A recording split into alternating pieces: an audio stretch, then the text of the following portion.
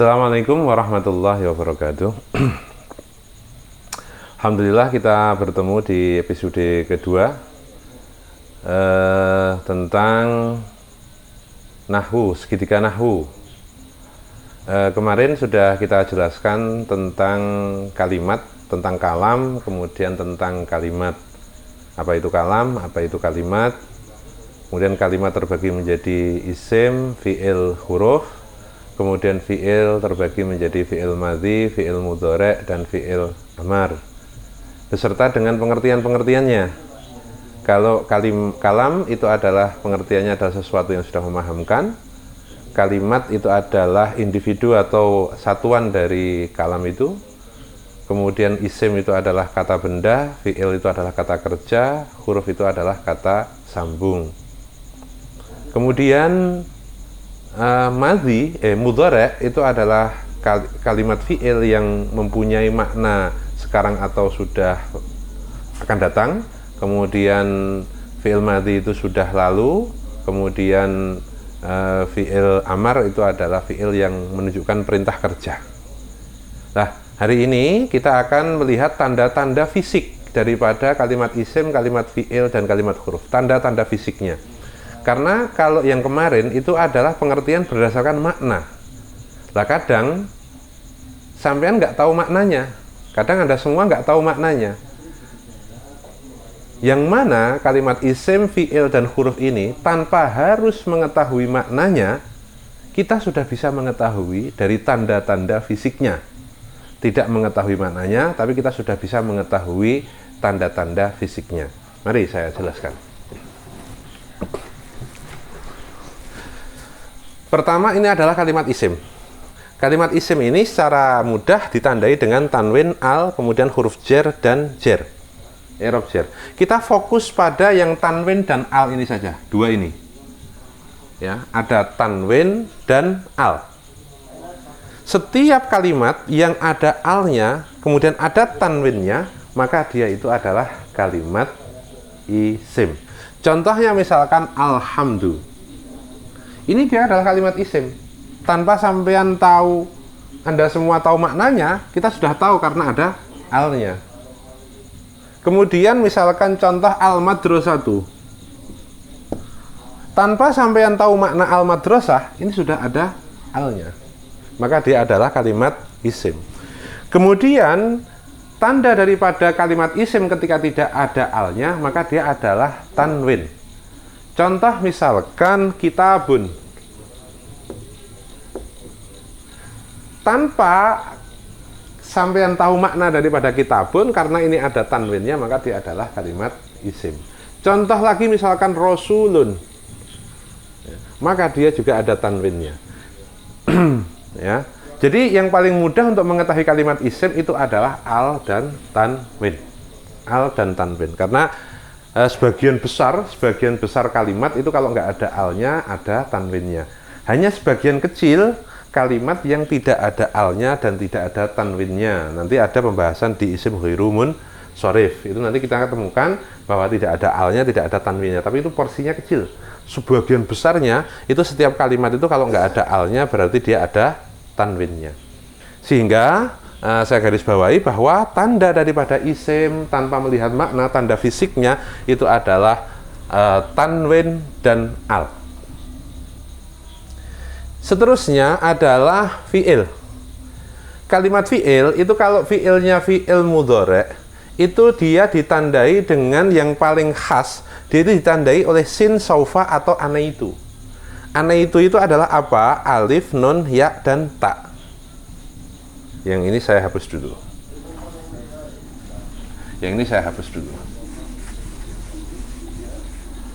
Saya contohkan tentang struktur madhi dan struktur mudhari'.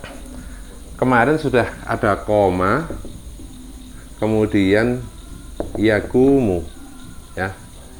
Jadi kalau koma ini adalah madhi, kalau yakumu ini adalah mudhari'.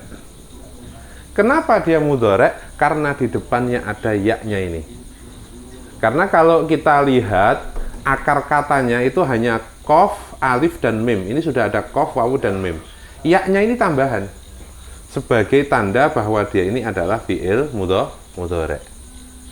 Sehingga di dalam fi'il mudhari' itu bisa dimodifikasi dengan ana itu menjadi apa? Ada yakumu, kemudian akumu, kemudian nakumu, kemudian takumu. Ya, ini semua adalah fi'il mudhari'. Karena di sini ada ya, alif, nun, atau disingkat menjadi anai itu. Ada 4 huruf alif, a, nun, ada ya dan tu menjadi anai tu. Ini tanda daripada fi'il mudhari'. Jadi kesemuanya ini adalah fi'il mudhari'. Yakumu, akumu, nakumu, takumu. Ini adalah fi'il mudhari'. Nanti akan saya jelaskan tentang makna apa bedanya yakumu, akumu, nakumu, takumu akan saya jelaskan pada episode yang akan datang. Ini saya akan menjelaskan dulu tentang tanda-tanda dari masing-masing fi'il itu. Maka yang paling mudah kalau fi'il mudhari' itu adalah mengetahui tandanya adalah di depannya itu selain huruf asli. Jadi kalau di dalam yakumu ini huruf aslinya adalah kaf, kof, ya. Kemudian mim, alif atau wawu, ini huruf aslinya. Ya. Beda dengan contoh misalkan fi'il mudhari' yang memang dimulai dengan huruf huruf nun. Nah, misalkan atau misalkan huruf alif. Contohnya misalkan ada lafal akala gitu ya. Akala, maknanya makan. Nah, ini akala ini memang huruf aslinya memang dimulai dengan hamzah. Ini bukan fi'il mudhari', tapi memang huruf aslinya adalah hamzah. Yang menjadi tanda fi'il mudhari' itu ketika ana itu menjadi huruf tambahan. Ketika ana itu menjadi huruf tambahan seperti ini. Ya, ini maka dia ini fi'il mudhari'. Ini bukan fi'il mudhari'. Kemudian yang kedua itu adalah fi'il madhi. Jadi kalau di dalam fi'il mudhari' fokus saja di ana itu, ya. Kemudian fi'il madhi ini dia ditandai dengan tak taknis, qad atau tak taknis. Dia bisa bertemu dengan tak taknis. Ini tanda fi'il madhi. Fi'il madhi. Contoh misalkan koma ini bisa dibuat seperti menjadi qad qamatis shalah. Qad qamat. Ya kan, qad qamatis shalah. Ini di sini ada qad, kemudian ada tak taknis. Ini ada qad, ini ada tak taknis. Ini adalah fi'il madhi. Jadi fi'il madhi itu adalah fi'il yang bisa kemasukan tak taknis atau bisa kemasukan qad. Jadi kita sudah mengetahui tandanya fi'il mudhari', kemudian sudah mengetahui tandanya fi'il madhi. Kemudian yang ketiga, kita akan mengetahui tandanya fi'il amar.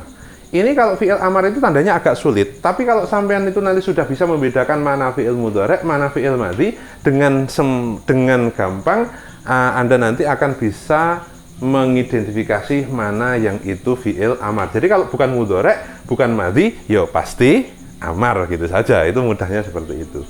Kemudian kalau kalimat huruf ini juga tidak ada tandanya, tidak ada pakemnya. Tapi kalimat huruf itu gampang tandanya.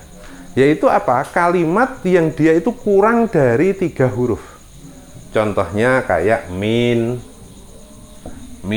fi, ya, kemudian ilah, kemudian ini atau 1 huruf. Contohnya misalkan kayak bi, ya, ba gitu. Nah, ini semua adalah kalimat huruf. Jadi untuk mengidentifikasi kalimat huruf itu bagaimana? Kalimat yang dia itu kurang dari 3 huruf, terdiri dari 1 atau 2 huruf, maka biasanya dia ini adalah kalimat huruf. Karena kalau kalimat isim, kalimat fi'il amar dan seterusnya, ini sebagian besar itu terdiri dari 3 huruf. Kalau terdiri dari 2 atau 1 huruf, maka itu masuknya adalah kalimat huruf. Ya, saya ulangi. Tanda daripada isim itu adalah tanwin atau al. Fi'il mudhari' itu adalah dimulai dengan salah 1 huruf ana itu. Kemudian fi'il madhi itu tak taknis. Kemudian kalimat huruf itu adalah ditandai dengan dia itu hanya berupa 1 atau 2 huruf. Ini tanda daripada kalimat huruf. Jadi kalau saya kembali mencontohkan seperti contoh kemarin, saya contohkan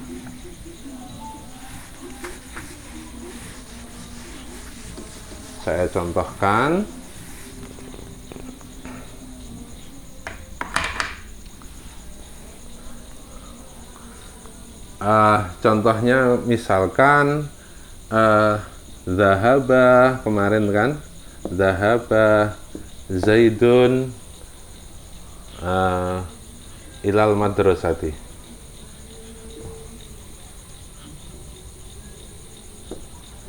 Atau dengan contoh lain misalkan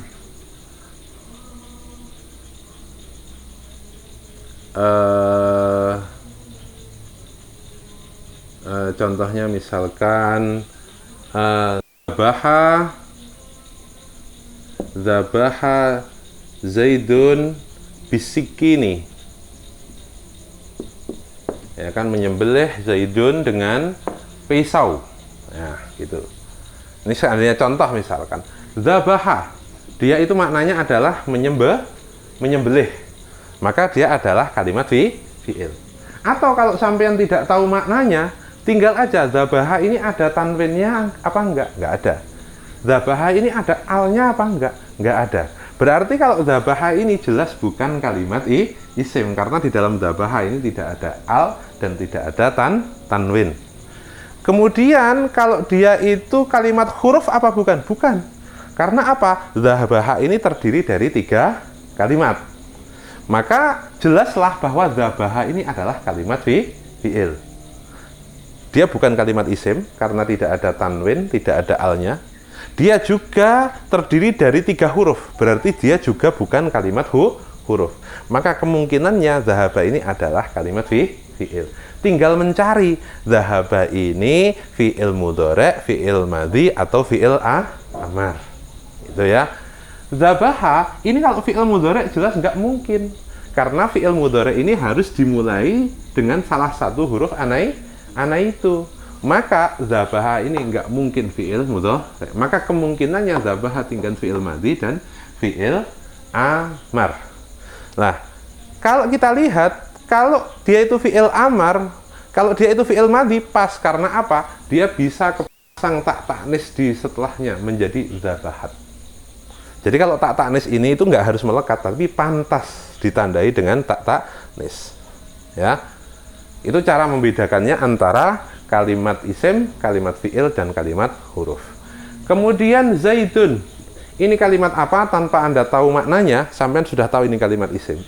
Karena apa? Di dalam lafal Zaidun itu ada tanwinnya. Kemudian di sini ada asikin, itu maknanya pisau. Kemudian ada ba. Ba ini kalimat apa? Ba ini? Oh, ba ini jelas kalimat huruf. Karena apa? Karena dia terdiri cuma dari satu huruf. Ya, terdiri dari satu huruf, maka dia adalah kalimat huruf. Asikin itu adalah kalimat isim. Karena apa? Di dalam lafal asikin itu ada alnya. Ya, gitu. Maknanya adalah pisau. Jadi tanpa kita mengetahui maknanya, kita sudah bisa mengetahui dia itu isim, fi'il, atau huruf. Zabaha fi'il madhi, Zaidun Zaidun adalah kalimat isim, ba kalimat huruf, asikin itu adalah kalimat isim. Tanpa kita mengetahui maknanya. Nah, kalau kita mengetahui maknanya akan lebih mudah. Mengetahui mana isim, mana fi'il, mana huruf kalau kita tahu maknanya. Yang saya sampaikan tadi adalah tanda-tanda fisik daripada kalimat isim, kalimat fi'il, kalimat huruf tanpa kita mengetahui maknanya. Tadi ada tanwin, al, dan seterusnya tadi. Setelah kita selesai untuk mengetahui tentang tanda-tanda kalimat isim, membedakan mana itu isim, mana itu fi'il, mana itu huruf, inti daripada ilmu nahwu itu adalah mengetahui i'rab. Ini bedanya dengan Indonesia. Jadi kalau di Indonesia ini ada subjek, ada objek, ada predikat. Itu ditentukan dari siapa? Siapa yang depan? Ya kan, dia yang depan, maka dia yang menjadi objek, yang menjadi subjek. Contohnya misalkan Zaid memukul Umar. Ada contoh misalkan Zaid memukul Umar, maka Zaid yang memukul, maka Umar yang dipukul. Maka subjek itu pasti di depan, sedangkan objek pasti di belakang. Itu kalau bahasa Indonesia. Kalau misalkan dibalik, Umar memukul Zaid, nah, siapapun yang di depan dia yang memukul. Itu kalau gramatik ataupun susunan bahasa Indonesia itu seperti itu teorinya. Kalau dalam bahasa Arab itu enggak seperti itu. Enggak kemudian yang di depan itu mesti menjadi subjek, yang di belakang itu menjadi objek, bukan. Tetapi yang menentukan mana objek, mana subjek itu adalah harokat yang ada pada akhir kalimat. Apa? Saya ulangi, yang menentukan subjek atau objek itu adalah harokat yang ada pada akhir kalimat. Ya, pada akhir kalimat. Itu kemudian namanya adalah i'rab. Ya, adalah i'rab. Saya contohkan.